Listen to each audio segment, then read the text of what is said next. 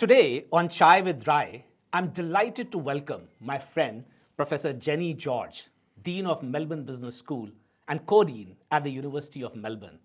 A leader who has journeyed from classrooms to corporate boardrooms, shaping future-ready minds across continents. Jenny, all the way from Australia, welcome to Chai with Director Rai at IMI. How are you today? I'm so well, thank you. All right, let me start with this fact that both of us share. Both of us spend so much time with young people who are ambitious, but also very anxious about the future today, struggling to balance between passion and pragmatism. When you look back at your own journey from Stanford researcher to CEO to dean, was there a phase when you also felt a little unsure or overwhelmed about where life was taking you? Many times, several times. I think the biggest period in which I wondered whether I was doing the right thing or what life would have in store was when I switched from academia into corporate life. I was very fortunate that I was offered a great job and I wanted to do it, but it was a new experience for me. And so I didn't know if it would work out. I didn't know if I'd ever be able to go back to academia. It turns out I can. But it's really a feeling of potentially closing doors, opening others, but having no idea what's through them. So I do understand that for many of our students, that sort of feeling is also part of doing study and not knowing what the future might hold. Yeah, and also they obviously have many, many more alternatives than we had back in the day. Yes, and I think there are so many careers. The other thing that's really different is that people expect to have 2 or 3 or even 4 different whole careers, not even just different jobs, but they expect that they might move industry, they might do something completely different. I don't think that that was quite the same when I was thinking about my work life. Absolutely, absolutely. Now, you have worked extensively on workplace psychological safety. I sometimes feel that students today carry invisible pressures, expectations from family, society, and even social media these days. What do you think is the biggest emotional challenge that the young professionals feel today? It's almost always things that we do to ourselves. And so I think there's a great pressure to feel that you have to look successful. And I think this is partly social media. It's partly an increasing focus on trying to look like you've got it together, whether it's influencers who seem to have perfect lives or even just the person next to you who's not telling you everything that's going on inside, and so it looks like they're doing well. I mean, I don't think this is entirely new. I think that this was always true it's an adolescent journey. This was part of my growing up as well, to a certain extent. You don't know what other people are feeling or thinking, and then later on you find, oh, the whole world actually is quite insecure inside, it's not just me. But I think that has been extended and made worse potentially by social media and the illusion of perfection. And I think Australia has banned social media for under 16-year-olds. For under 16, and I think there are several other countries which are also thinking on similar lines. In fact, some of the states in India seem to be thinking on similar lines. But what's your take on this? Well, it won't work technically because you actually just can't make it work. But I think it's really helpful as a conversation starter. I have a 14-year-old daughter, and the conversation with her about why social media is really unhelpful for her development, for her brain, the addictive power of it and so on, that's been a really useful conversation. So if it didn't do anything else, it's been good for that. Yeah, because one of the things that actually got me a little worried was that for the first time in human history, the IQ, now one may criticize IQ for whatever it is worth, but the IQ of the Gen Z is actually lower than the previous generation. Never before in the history of the world has this happened, that the incoming generation has an IQ which is lower. It's always been higher. And I think partly attributable to social media. So clearly, I think we need more discussions around it. I hadn't seen that stat. That's worrying. Yeah, it's absolutely worrying. Now, in my own career, whether it was corporate, academia, or leadership, I've realized that reinvention is constant. Now, you moved between academia and industry several times. Was there a moment when you consciously chose discomfort over stability because you knew that the growth lived there? Yes. So the experience of going and leaving a very comfortable academic life and going and working in the corporate world, that was quite uncomfortable. That's probably the main example, but it's happened several other times, even within my academic life, taking on the next challenge, saying yes to something. There have been a couple of times when, for instance, my very first Associate Dean role, I was very new. I'd only been out of my PhD for a few years, and I was given this role of Associate Dean of Students. It was a role with no budget, no power, no authority, no staff. All I was there to do was make part-time students feel better, feel they had someone listening to them. And I couldn't do anything about the things they complained about. So I was like a big human complaints box. And many of my colleagues said, that's a terrible job, don't take it. But for me, and it was a very uncomfortable job. So the discomfort of stepping into that, though, gave me my first taste of management and gave me my first taste of the world of trying to work through systems, use influence. I learned so many things, and particularly I learned how to get things done with no power and no explicit authority, but with lots of implicit influence, and that's stood me in tremendous stead. Yeah, I mean, I can totally relate to it because I would have loved to take that job. It would have honed my skills in negotiation, which is the craft that I try to master at least. So, you talk about AI and the future of the work shaping youth careers. I keep telling my students that AI is not going to replace our jobs, but people who don't know how to use AI to strengthen their jobs, they may get replaced. How do you help students remain hopeful and humane in an increasingly algorithm-driven world? I am also a very optimistic person about the future. Technology has typically displaced some jobs and displaced some people, but it has not made large swathes of the world unemployed. Right. Because we find other ways to keep ourselves employed. And the big question then is, firstly, how do you find your niche in that new future? I think a lot of that will be being very comfortable with AI, using it a lot, and learning how to make sure it augments what you can do. And then also, I think, learning the skills that AI can't reproduce, which is all the human skills.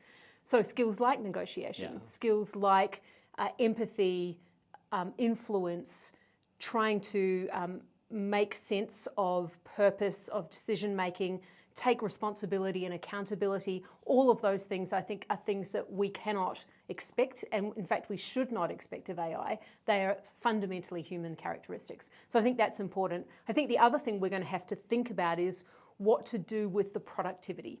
If there's a productivity curve to go up, and I think there is, that will displace people, but it will also provide potential for leisure, potential for different kinds of creative activity. Absolutely. How are we going to use that? Are we going to simply work more, make more money, or are we going to take more rest? And you can see at different points in human history, different people have traded that off in slightly different ways. And I hope we trade it off in a way that's good for our humanity. Humanity as a whole, absolutely, absolutely. Now, India and Australia are deepening their education and research partnerships, and both our institutions work closely with globally mobile young talent. From your perspective, what should universities on both sides do differently to ensure that international education is not just about degrees and rankings, but also about shaping confident, culturally intelligent global citizens? Well, it's not hugely different because I think we're mostly pointed in the right directions. It's what we can do more of. So what could we do more of? I think we could do more genuine, in-depth cultural exchange. Getting to know people. One of the best experiences I had in India a couple of years ago was going to the home of a person I would never have met because they were relatively poor, they didn't speak English, they lived in a part of an Indian city where I would never have entered as a Western person.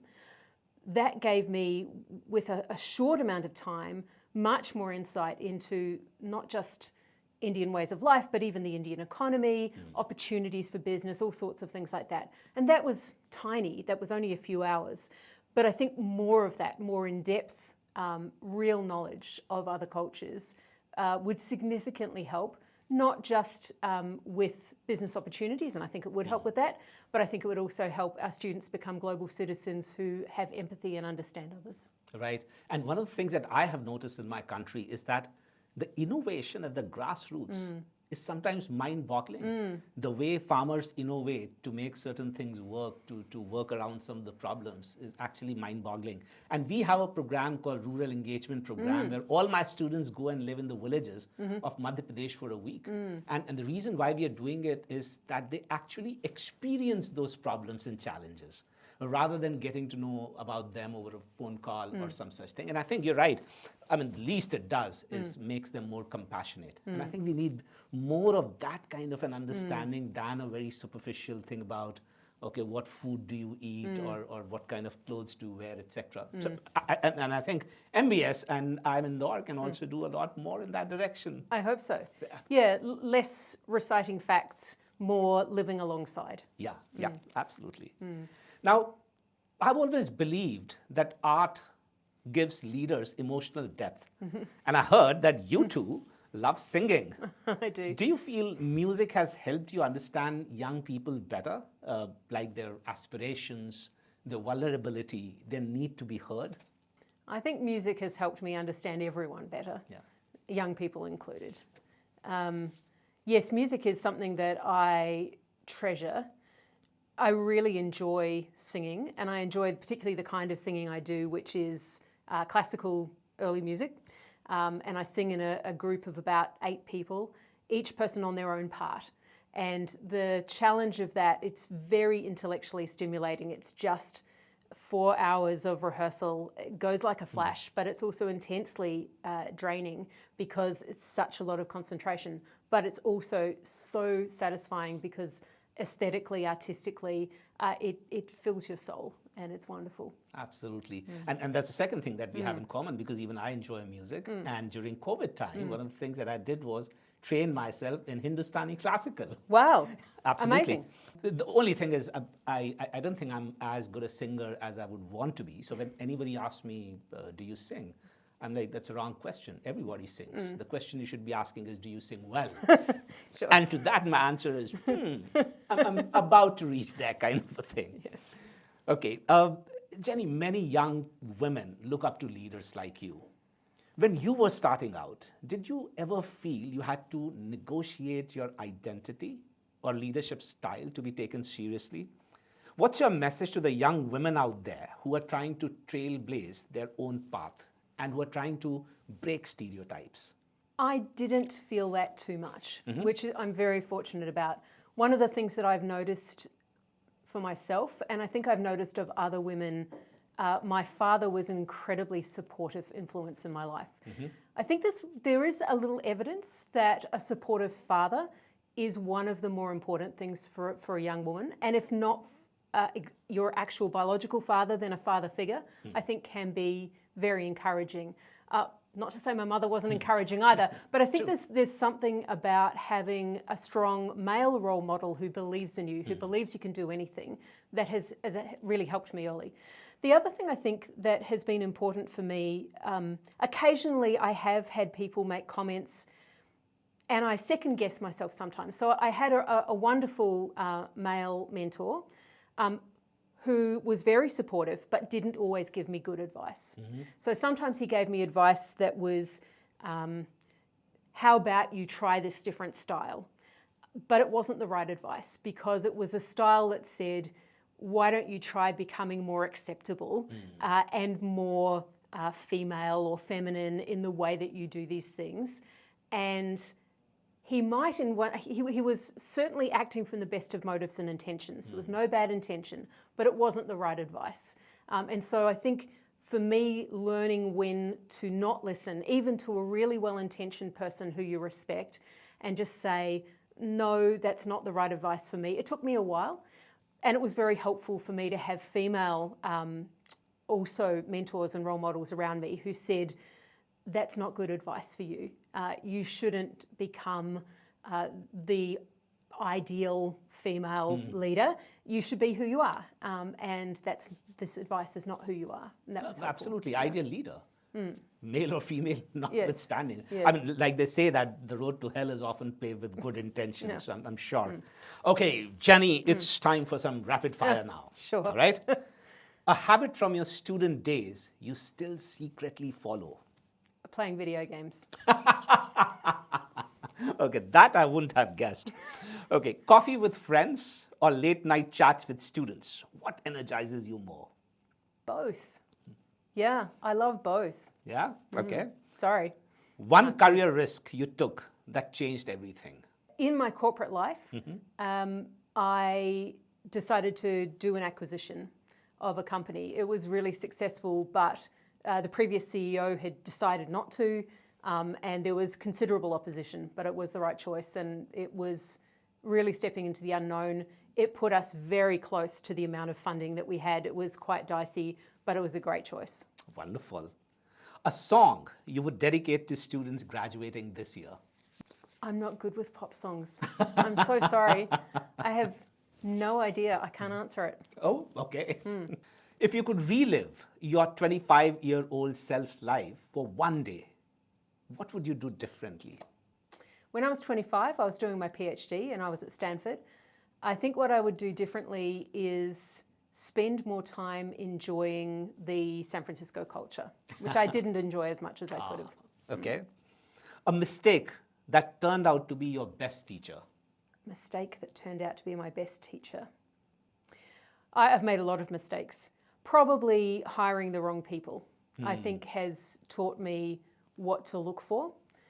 So I tended to believe too much what people said about themselves, and I'm now much more skeptical, and I just use completely different ways of hiring. Wonderful. One word that defines the youth you meet today? Brave. I would totally agree. I mean, they're far more braver than people that I've seen from previous generations. Okay, a fashion trend from your youth you now hope never comes back.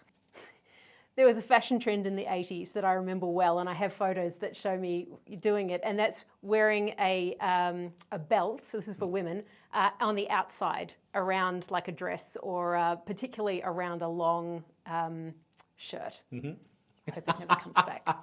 Okay. The most unexpected place where you got a brilliant career idea?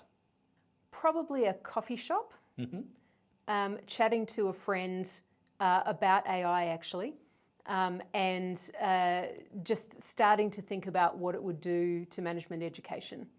Not a friend who was involved in management education at all. It was just a conversation that came out of nowhere, and it was quite enlightening. Yeah, and I think it gives you a completely different lens. So you wouldn't believe who I had the last big serious conversation on AI with. The head priest of a temple in Abu Dhabi. We spent an hour and a half just talking about artificial intelligence. And out of that conversation came a lot of ideas, which now I'm trying to implement. Okay, one thing young people do today that secretly impresses you, even if you don't admit it openly. I'm always incredibly impressed by how easily and connected they are to particularly the latest things that are happening in AI. I just think it's happening so fast, but I see people being on top of it, and it wows me because it takes me a long time to stay up to date. Anyway. Oh, that's true. Yeah. Okay, one habit you picked up from students instead of teaching them? I have my senior executive students, and I have seen the way they interact. So I'm not a natural small talker. I'm not very good at that, and as you know, being a dean, you have to do a lot of meeting new people. And so I noticed the way some of my senior executive MBA students were able to very quickly both make friends but also connect with people, and so I tried to pick that up. Wonderful. And final one, how does it feel being in IIM Indore and in India? I'm so impressed by this campus. It is the most beautiful place, and you have a really impressive range of degrees, and the students that I've seen so far have looked happy, and they've looked like they're doing really good work. So congratulations, I think it's fantastic. Thank you so much, Jenny, and it was such a pleasure to have you on Thank you. Chai with Rai. Thank you. Thank you.